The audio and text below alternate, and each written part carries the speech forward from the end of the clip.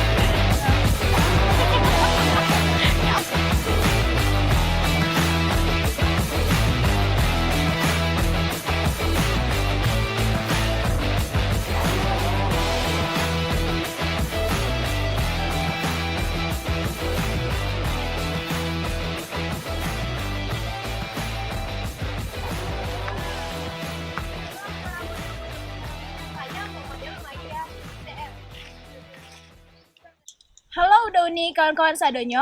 Kini kami dari Sudut Baca lagi ada di Monumen Yankee Bravo Juliet Sik. Hari ko kami Nio mengadakan penelusuran tentang sejarah radio Republik Indonesia yang berperan besar pada masa pemerintahan darurat Republik Indonesia. Untuk saat Iko memang wujud dari radio memang sudah tidak ada, hanya tinggal monumen. Tapi selanjutnya dari Siko kami Nio menemui salah satu juru kunci dari radio Yankee Bravo Juliet Siko. Saksikan!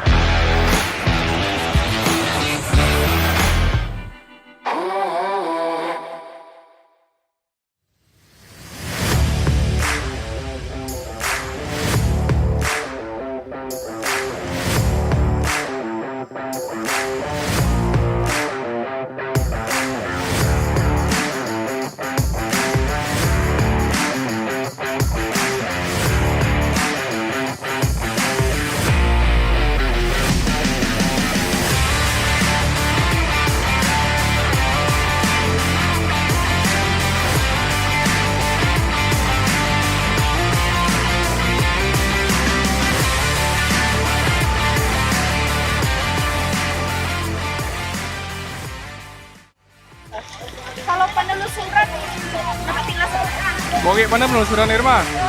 penelusuran hantu.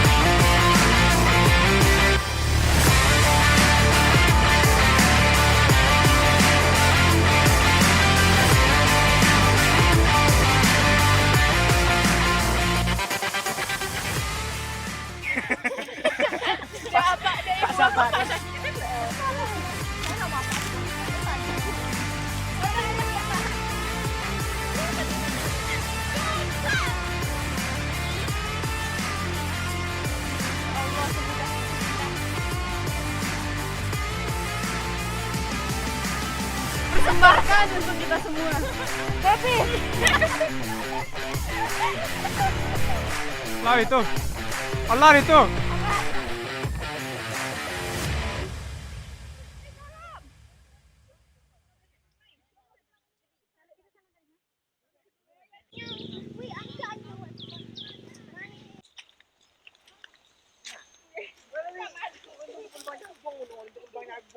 Sanaga saat penjelajahan ini sangat enak ya. Alhamdulillah. Kalori-kalori saya terbakar Betul, ya. tahu tak? Alhamdulillah. Apakah Anda bahagia berbagi hari? Hai Udauni, kini kita lah bersama juru kunci dari sejarah Yankee Bravo Juliet Sik bersama Bapak Sakirin di sawah Bapak sendiri. Bismillahirrahmanirrahim. Assalamualaikum warahmatullahi wabarakatuh. Waalaikumsalam warahmatullahi wabarakatuh. Kejadian pada agresi kedua yaitu tahun 48-49, tepatnya yaitu tanggal 19 Desember tahun 48. Yang mana pada waktu itu terjadi serangan umum dari Belanda terhadap Indonesia. Seluruh kota-kota besar di Indonesia diserang secara umum, secara serentak. Yang diserang pertama sekali adalah pemancar radio, termasuk di Bukit Tinggi, yaitu pemancar radio YBJ 6, Yankee Bravo Juliet 6. Yang mana di waktu tanggal 19 Desember itu, Bapak Safrudin Prawira Negara diantar oleh Bapak Bung Hatta ke Sumatera Barat, tepatnya ke kota Bukit Tinggi, yang mana kota Bukit Tinggi ketika itu menjadi ibu kota se-Sumatera, mewakili pemerintah pusat. Yang di waktu itu gubernurnya adalah itu Bapak Hasan dari Aceh. Lupa saya pangkat namanya, Bapak Hasan. Dan bertemulah Safrudin Prawira Negara ini dengan Bapak Gubernur tadi. Maka Bung Hatta terpaksa cepat pulang ke Jogja, ibu kota Republik Indonesia, karena sampai di telepon atau di siaran radio dari Jogja supaya Hatta kembali ke Jogja karena Jogja diserang oleh Belanda. Jadi Safrudin Prawira Negara bersama Gubernur Sumatera tadi mengadakan musyawarah atau sidang, yaitu pembentukan Kabinet PDRI, yang mana Safrudin ditunjuk atau diberi mandat oleh Soekarno kalau terjadi dan ibu kota dikuasai atau kami sebagai pemerintah ditangkap atau ditangkap oleh Belanda, maka dirikanlah PDRI, Pemerintahan Darurat Republik Indonesia, kata Bung Karno kepada Safrudin Prawira Negara yang waktu itu berada di Sumatera Barat. Jadi mandat itu pada tanggal 19 Desember, yaitu pagi hari. Dengan serta-merta datanglah serangan dari Angkatan Udara Belanda, serangan umum, termasuk kota Bukit Tinggi tadi diserang secara serentak. Yang diserang pertama adalah pemancar radio YBJ 6. Alhamdulillah, Allah Subhanahu wa taala menolong kita bersama-sama sehingganya bom yang dijatuhkan di lokasi pemancar radio YBJ 6 ditaruh itu tidak meledak. Sehingganya pemancar radio YBJ 6 dapat terhindar dari bahaya kehancuran. Oleh kerana rapat sidang kabinet tadi tidak dapat dilanjutkan kerana serangan bom atau serangan dari Belanda tadi. Akhirnya seluruh yang hadir mencari tempat persembunyian masing-masing dan Safrudin dapat berita bahawa YBJ 6 tidak hancur, maka diperintahkanlah supaya YBJ 6 itu diungsikan ke daerah pedalaman. Tepatnya itu ke Payakumbuh. Dan di Payakumbuh itu tepatnya lagi di Halaban. Jadi seluruh karyawan pemancar radio YBJ 6 dengan membawa mobilnya mengangkut seluruh barang-barang yang diperlukan menyangkut dengan YBJ 6 tadi ke Halaban. Kemudian para menteri ataupun kabinet yang dibentuk, yang belum selesai dibentuk oleh Safrudin tadi, mengikuti YBJ 6 ke Halaban. Dan pada besok harinya dilanjutkan sidang oleh Safrudin pembentukan kabinet PDRI, itu Pemerintahan Darurat Republik Indonesia. Yang mana ketuanya adalah Safrudin Prawira Negara dan wakil ketuanya adalah Tengku Muhammad Hasan. Tengku Muhammad Hasan, Gubernur Sumatera tadi. Kemudian menteri-menteri yang lain sudah terbentuk. Kecuali satu menteri yang tidak ada di waktu itu, yang itu Menteri Luar Negeri. Mengapa tidak bisa dibentuk? Karena harus berhubungan dengan luar negeri. Sedangkan seluruh ibu kota di Indonesia dikuasai oleh Belanda, termasuk lapangan atau bendara-bendara dan pelabuhan-pelabuhan. Jadi kalau ditunjuk orang di dalam untuk menjadi Menteri Luar Negeri, tentu tidak bisa akan berurusan ke luar negeri. Ini pendapat. Jadi bagaimana caranya? Maka ditunjuklah Mr.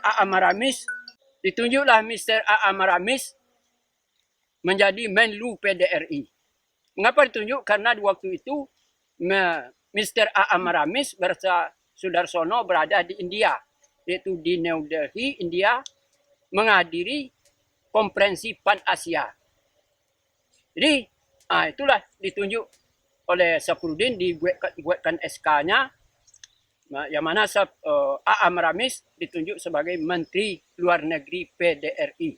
Untuk menyampaikan SK tadi, bagaimana caranya? Ini yang terpikir lagi. Dengan surat tidak mungkin, dengan apa tidak mungkin, terpaksa dengan radio tadi, yaitu melalui alat yang ada di radio YBJ6, apakah itu telegram entah apa namanya, sehingganya di waktu itu dicoba menghubungi India, tidak bisa. Selama berada di Halaban, lebih kurang 1 minggu di situ, tidak bisa. Siang malam dihubungi India, tidak bisa masuk, tidak bisa menghubungi India. Akhirnya, karena keadaan semakin gawat, yang mana mata-mata Belanda di Bukit Tinggi mengikuti perjalanan dari YBJ6. Sebab YBJ6 tidak hancur. Sehingganya yang sangat dibutuhkan oleh Belanda, seluruh pemancar-pemancar harus dihancurkan untuk memutus komunikasi baik keluar maupun ke dalam negeri. Jadi satu-satunya pemancar radio yang tidak hancur adalah YBJ6. Oleh sebab itu Belanda berusaha mencari di mana beradanya YBJ6 ini. Jadi dan pesawat udara begitu juga mengiringi, mencari di mana kira-kira dan menembak kota-kota termasuk Kumbu ketika itu ditembaki oleh Belanda karena dia menyangka bahwa YBJ6 dibawa ke Kumbu. Jadi karena keadaan semakin gawat juga, maka Safruddin menginstruksikan kepada Ardi Winata, kepala YBJ6 tadi, supaya diungsikan ke Bengkinang, Pekanbaru. Jadi oleh Ardi Winata dihubungi Pekanbaru. Bagaimana keadaan Pekanbaru? Katanya Pekanbaru sudah dikuasai Belanda. Kalau sudah dikuasai Belanda tentu tidak mungkin dibawa ke situ. Maka akan tertangkaplah nanti YBJ6 kalau dibawa ke Bengkinang. Jadi berpikirlah di Yunata tidak mungkin dibawa ke Bengkinang, akhirnya dibelokkan arah ke selatan ini, yaitu arah ke Lintau. Mula-mula dari Halaban itu dibawa ke Pau Tinggi, Tanjung Bonai. Maklumlah Pau Tinggi kan juga di tepi jalan ketika itu, tepi jalan juga, tepi jalan raya, sehingga mata-mata Belanda mudah mencari dan YBJ6 tadi. Akhirnya kira-kira 2 malam di situ tidak aman, dibawa lagi ke Balai Tangah. Di Balai Tangah tepatnya itu di Bodi. Itu di Tengah Padang, Bodi. Di belakang pasar Balai Tangah. Dulu ada SD di situ. SD 4. Di dekat itu. Jadi, di situlah YBJ6 beberapa hari di situ menyiar. Tapi hubung ke India juga tidak bisa. Tidak menyahut India. Tak ada dapat hubungan. Akhirnya keadaan semakin gawat juga. Akhirnya dibawa lagi ke Seroja ini. Seroja. Ibu Yantan.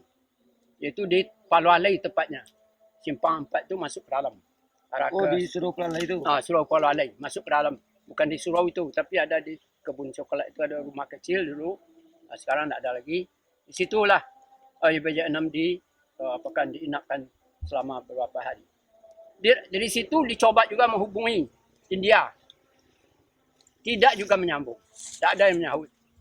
Sehingga bagaimana caranya menghubungi Maramis supaya dia tahu bahwa dia Menteri Luar Negeri. Mengapa perlu Maramis ini dihubungi? Karena dia adalah Menteri Luar Negeri dan kalau dia Menteri Luar Negeri tentu akan menghubungi pemerintah di luar negeri termasuk PBB nanti. Nah ini itu maksudnya. Jadi sangat penting menyampaikan berita ini kepada Maramis. Akhirnya karena tidak aman di Seroja, berpakatlah pesawat terbang tetap menembak setiap hari, setiap siang menembak di Batang Senamar ini. arah ke utara. Jadi karena keadaan tidak aman di Lubuk Yanten di Seroja tadi, pemerintah negara Lubuk Yanten beserta nenek mamak, pemuka masyarakat, kalau begitu kita bawalah ke seberang batang air. Itu ke lari air kau. Karena kalau di lari air dan jalan kenderaan tidak masuk ke situ. Waktu itu belum masuk motor kemari. Itu tahun 49. Masih melalui titian sopan di situ dulu. Jadi, kalau hari-hari kita bawa kata pemuka masyarakat. Jadi dari Seroja tadi digendonglah, disandang. Beratnya YBJ6 ini itu 750 kilo. Sebuah lemari besar, tinggi, besi semuanya itu, peralatannya, sehingga beratnya 750 kilo. Dari Seroja tadi disandang 10 orang di depan, 10 orang belakang dengan bambu. Melalui pembatang sawah di situ, menurun tebing itu. Ini tebing tengah ini. Di situlah berkelok-kelok jalan ke bawah ini, jalan kecil, sampailah di titian sopan di sana. Itu batang kelapa di seberang. Jadi titian sopan itu dulu, titian berayun, jembatan gantung, itu lebarnya cuma 1 meter. Panjangnya lebih 70 meter. Daya tahannya cuma kira lebih kurang 1 ton. Sedangkan barang yang akan dibawa 750 kilo, hampir 1 ton. Kalau 20 orang menggendong di atas jembatan, sudah jelas jembatan akan putus. Sebab daya tahannya diperkirakan 1 ton. Jadi bagaimana cara sampai di seberang sana itu, terpikir bagaimana cara menyeberangkan ini, alat ini. Kalau 20 orang kita menggendong tak mungkin. Putus jembatan kita hancur, kita mati, barang ini hancur. Jadi bagaimana cara? Dicarilah pemuda lari air itu 4 orang yang badannya besar-besar, tegak-tegak, kuat-kuat dan berani mati. Kalau putus itu mati. Apa sebabnya? Karena jarak dari jembatan itu ke batu di bawah itu lebih kurang 35 meter. Sudah jelas mati kalau jatuh di situ. Dan alat tentu akan rusak. Jadi dicarilah 4 orang. Maka adalah pemuda PNK namanya bangsa itu, berani 4 orang.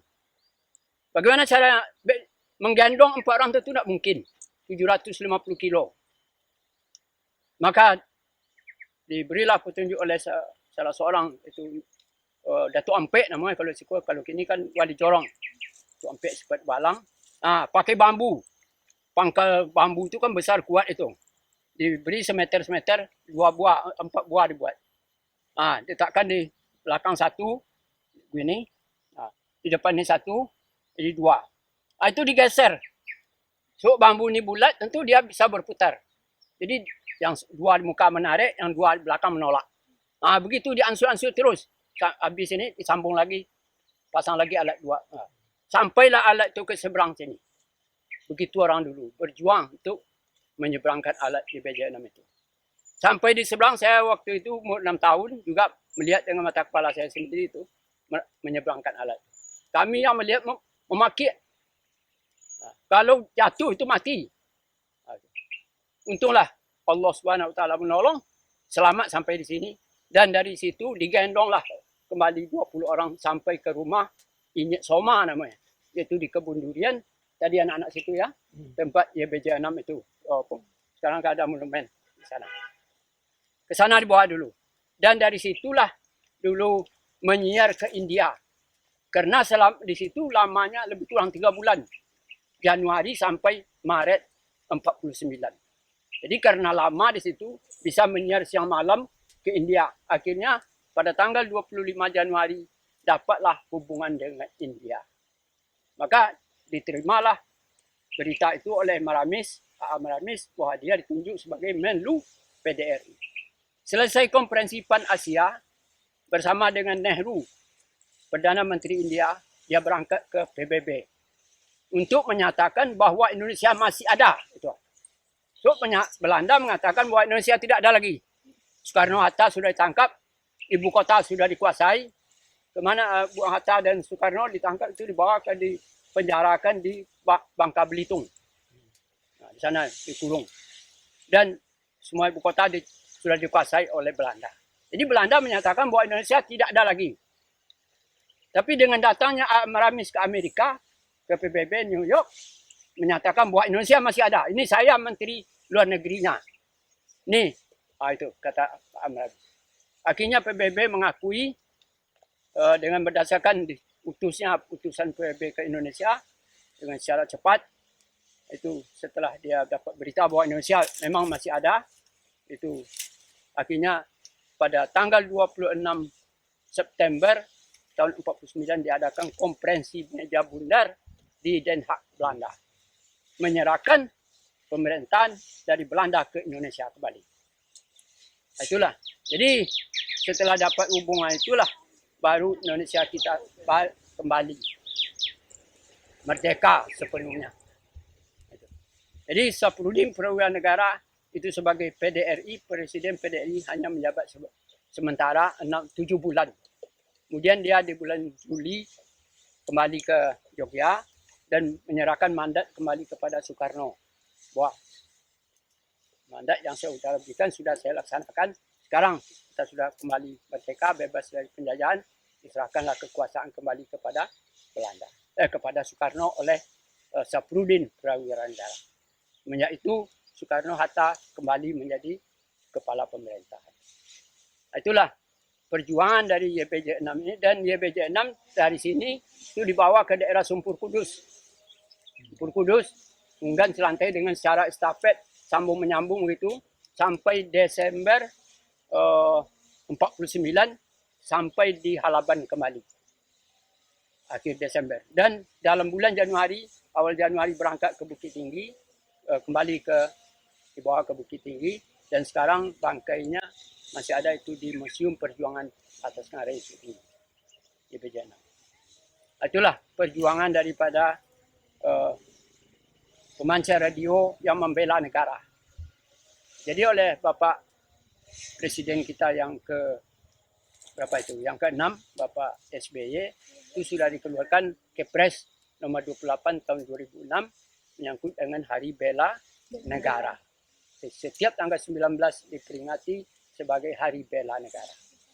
Itulah sebabnya pemerintah Tanah Datar setiap tanggal 19 waktu tidak ada COVID-19 ini, kan dia mengadakan upacara di lapangan tadi dekat monumen YPJ. Itulah sejarahnya secara ringkas menyangkut dengan perjuangan radio YPJ 6 membela negara. Kalau monumen itu sendiri Pilo di Tabat, Pak? Monumen yang bentuk yang sekarang ini baru setahun. Harapan kami sebagai orang tua terhadap generasi muda, yang pertama sekali kita sebagai anak buah harus tertanam hendaknya dalam jiwa itu membela negara. Sebab negara kita ini, Indonesia itulah negara kita. Tidak mungkin kalau kita muda-muda tidak mempertahankan negara, maka kita akan dijajah oleh bangsa asing. Oleh itu kepada generasi muda, yang pertama sekali belajarlah dengan giat, rajin, sehingga pendidikan kita bisa sampai kepada tujuan atau lebih tinggi, dan orang yang pintar tidak mau dijajah oleh bangsa asing. Jadi untuk membebaskan negara kita dari penjajahan harus kita pintar dan mau berjuang untuk membela negara. Ya, contoh yang saudara-saudara kita yang berjuang di YPJ 6 itu tanpa digaji, dia bekerja selama sekian tahun tanpa digaji. Yang memberi makan hanya masyarakat di mana dia berada, diberi makan oleh masyarakat. Dia tetap membela negara. Jadi kita dalam membela negara jangan mengharapkan gaji. Kalau negara sudah aman baru kita bisa menuntut gaji. Jadi dalam berjuang perlu pengorbanan. Itu harapan saya.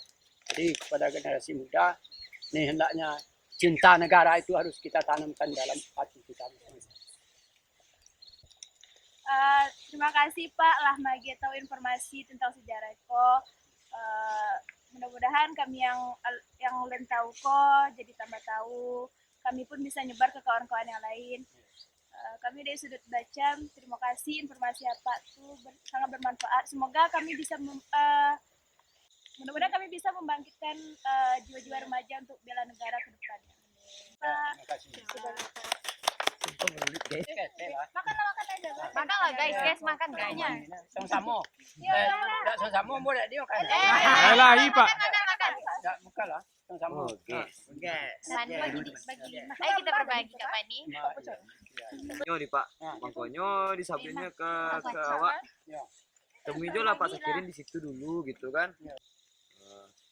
Temui dah ada ya Pak, baru Pandi kan. Tepung titip aja kan. Kalau itu kan kami bertanya kan dari sisi orang tua, pemuda gitu kan. Kawan sama sekolah tuh Pak. Dak desa penari dah. YBJ. Korban hari kami menunggu hari. Iya nak alay. Tetapi ibunya meninggal, dibiarkan murid itu ya Pak.